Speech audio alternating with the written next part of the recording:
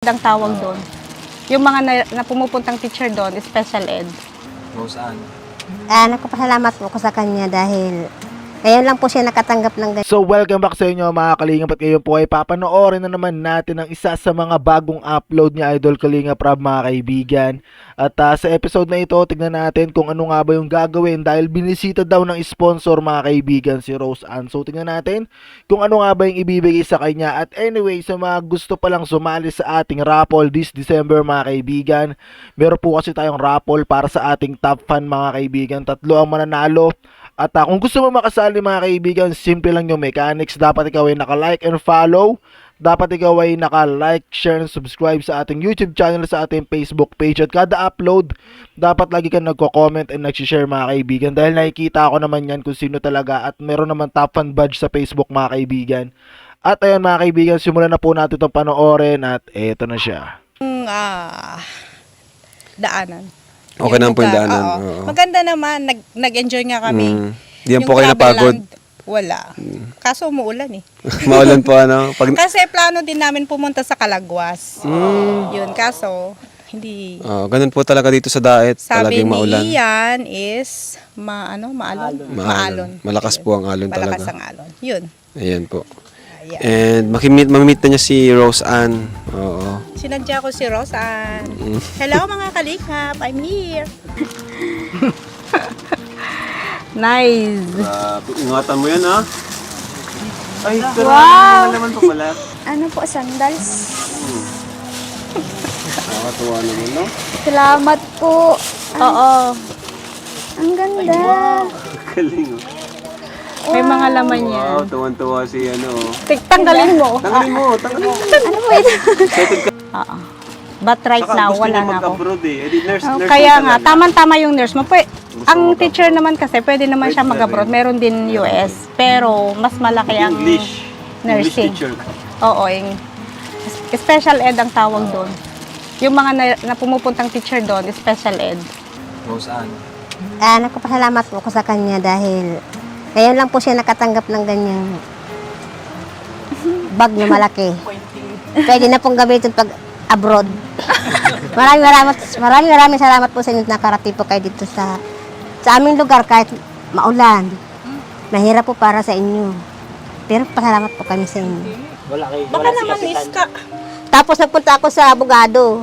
Hinahanap po yung titulo. Hindi daw pwede magpagawa ng notaryo pag walang titulo. Tsaka dapat kasama daw yung may-ari. Kasi Yung magtitulo. unmother title nga, yung may-ari. Hindi naman po sumama dahil wala daw siyang Tapos titulo hinian pa. mo ng ID, ng government ID. Baka para naman pag manotaryo. napatay na natin ang bahay, huwag magbabago. Ano? Hindi ka naman magbabago? Hindi po. Oo. Salamat po.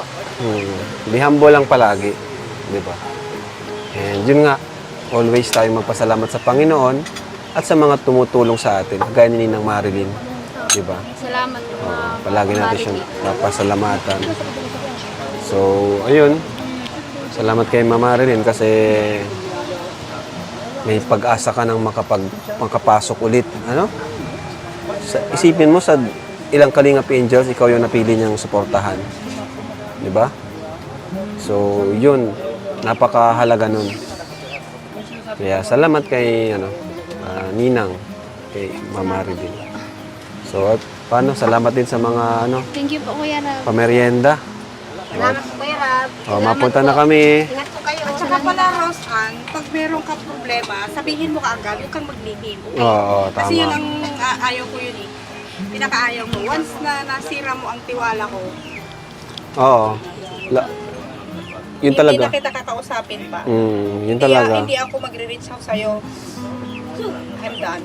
Ganun lang ako eh. Basta may problema, pag may problema, maging honest lang. Huwag yung magsinungaling. Pwede namang pag-usapan po, di ba? May problema. Kasi pag nililihim mo yun, tapos natuklasan, eh syempre, masisira yung tiwala sa'yo, di ba?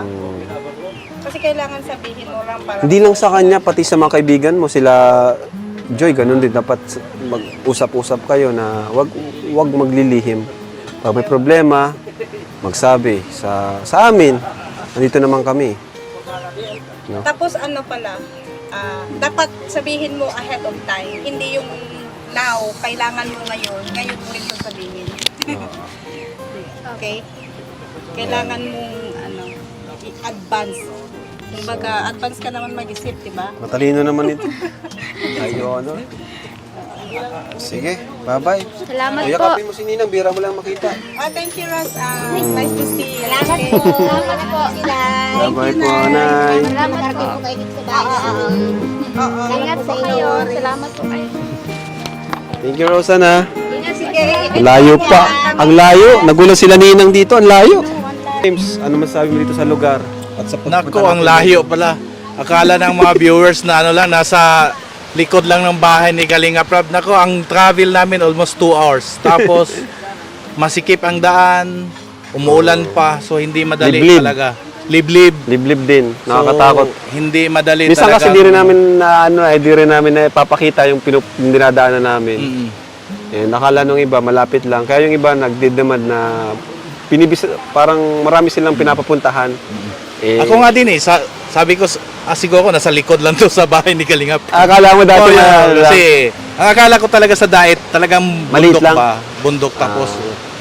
Ang layo pala. Yan almost po, 2 Kalingap hours. James. Supportahan nyo po mga Kalingap. Ano po kayo? Charity vlogger din Charity, or charity. actor? Hindi. So medyo madaming binigay sa kanya mga kaibigan ng mga regalo and anything no na mabibigyan siya ng mga bagay-bagay na magagamit niya sa mga susunod mga kaibigan at napakalaking bagay no ng mga binigay sa kanya ng mga bags, mga accessories kaya talagang okay na okay mga kaibigan, sobrang sulit nun no. Talagang meron pang iba din na nakakapanood talaga sa kanya na gusto siyang suportahan at sana nga hindi talaga magbago yung kanyang ugali mga kaibigan.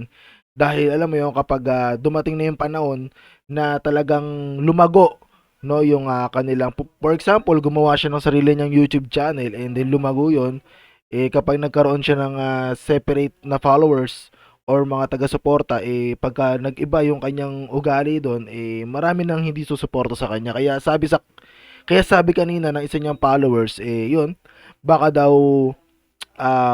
pag hindi na daw niya suportahan kung sakaling ayun nga yung magbago ng ganun kaya sana umokay yung magiging sitwasyon nila mga kaibigan no kasi malapit na rin paggawaan ng bahay etong si Rose Ann no which is good mga kaibigan no. Charity, talaga. wow.